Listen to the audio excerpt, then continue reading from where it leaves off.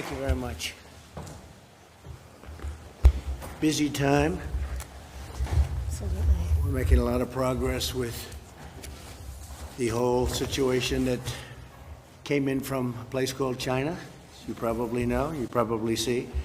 But we have a little work to do, and we'll get it done. We're having some very good numbers coming out in terms of the comeback of our nation, and I think it's going very rapidly, and it's going to be very good. But right now we're in that process of building, and it's an honor that you're with us today. We very much appreciate it. I'm delighted to welcome members of the Workforce Policy Advisory Board, and I want to thank Ivanka. She works very hard on this board. She works very hard to get jobs, and it's made in the USA and jobs in the USA. I saw a group of your people yesterday having to do with ships. You're involved in that partnership, and it's fantastic what they're doing in Wisconsin. It was really a great day. The Secretary of Treasury is with us, and he's worked very hard, and I think he's got some very good things to say and some pretty big news. And Commerce Secretary Wilbur Ross, Secretary of Labor Gene Scalia, Secretary of Education Betsy DeVos, and Small Business Administrator who's definitely kept busy, Jovita. Where's Jovita? Jovita, good. Jovita Carranza. Thanks also to Iowa Governor Kim Reynolds, who's done terrifically. Kim, hi Kim, nice to see you. Thank you very much. And Eric Holcomb, Governor of Indiana. And we always recognize Eric because he's, how tall are you, Eric? He's a pretty tall guy, right? But we have one that's a little taller. You know where that is? Alaska. You know that, right? You're doing a great job. We appreciate it. As well as the CEOs who have signed our pledge to American workers, Marilyn Houston, thank you very much, of Lockheed Martin, Sebastian Thurn of Udacity, and Ginny Rometty of IBM. I want to thank you all. You've been really here from the beginning, very much from the beginning, and we appreciate it very much. Together we built the greatest economy in history, and literally in the history of the world, greatest we've ever had, the greatest the world has ever seen.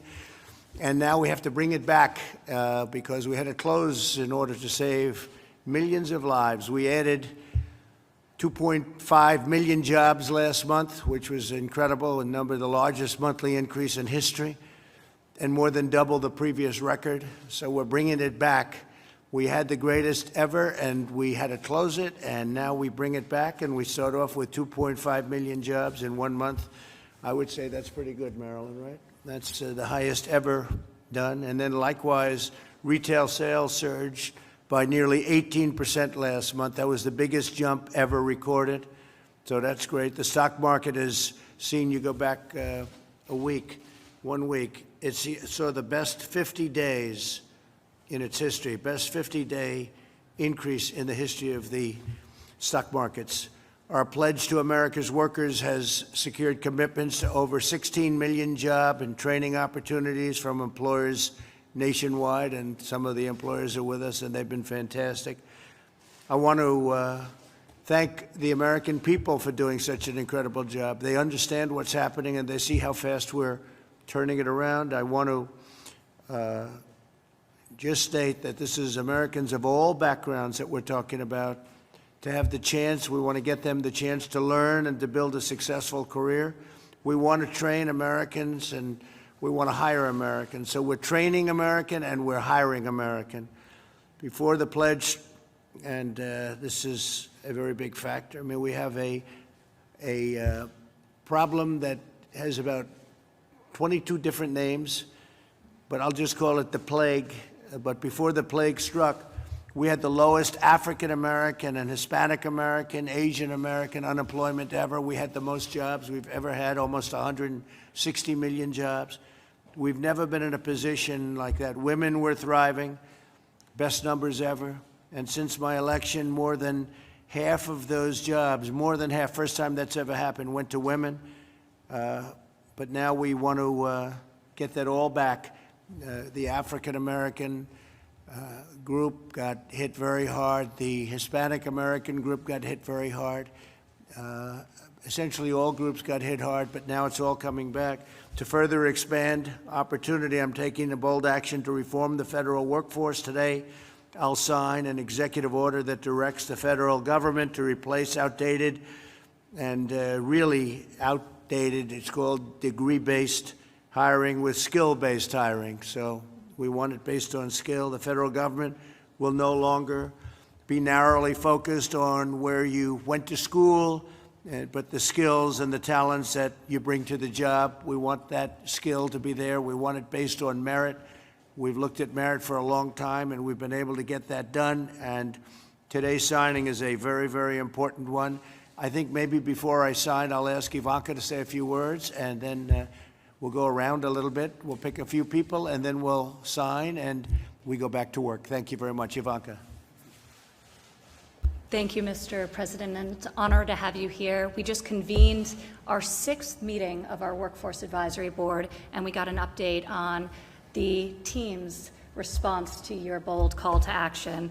First, we're going to be launching, and Ginny Rometty, in partnership with Tim Cook, spearheaded this group, a massive advertising campaign that directs those that need to reskill, learn a new trade, to secure a job, to the resources to enable them to do that. So we're very excited about the launch of this private sector-led and driven campaign to match Americans with the training they need and ultimately the job vacancies that exist.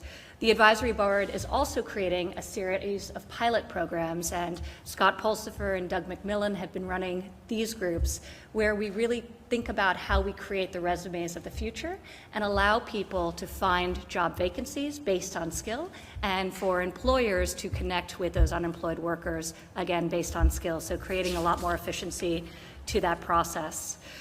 You are once again leading by example here today with this EO signing. As the nation's largest employer, we are always seeking to recruit and retain the best and the brightest to serve the American people.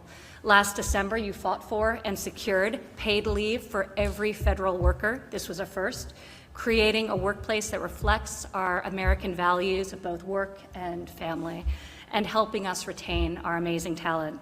It's also why you fought so hard this spring when COVID struck to secure paid sick leave for Americans employed by small businesses and additional funding for child care providers, helping millions and millions of Americans remain employed and providing relief to small businesses across the country. This is going to ensure a faster and stronger recovery.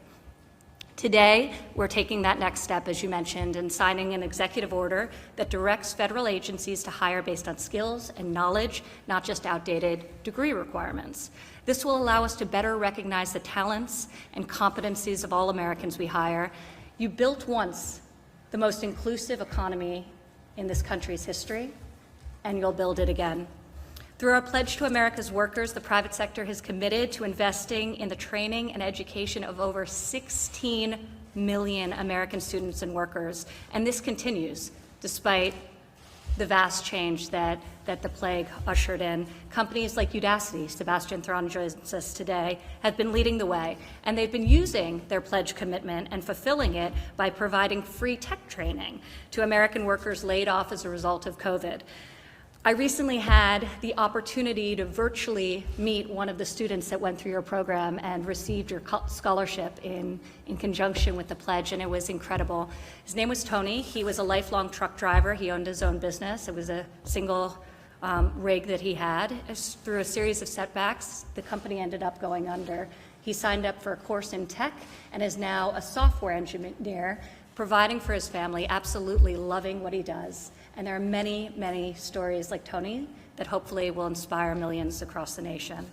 Marilyn Hewson, also an early pledge signer of Lockheed Martin, committed to hiring during the pandemic, using virtual technology and other techniques to ensure recruitment processes move forward. So with more people teleworking and learning from home than ever before, we have a lot to accomplish in the months ahead, and I'm really excited about your effort to extend this working group and to reform our federal hiring practices as we think about building that inclusive American economy as we transition to greatness. So thank you for today, and it's a pleasure to have you join us. Thank you very much, honey. Great job. Congratulations to everybody in the room. This means a lot.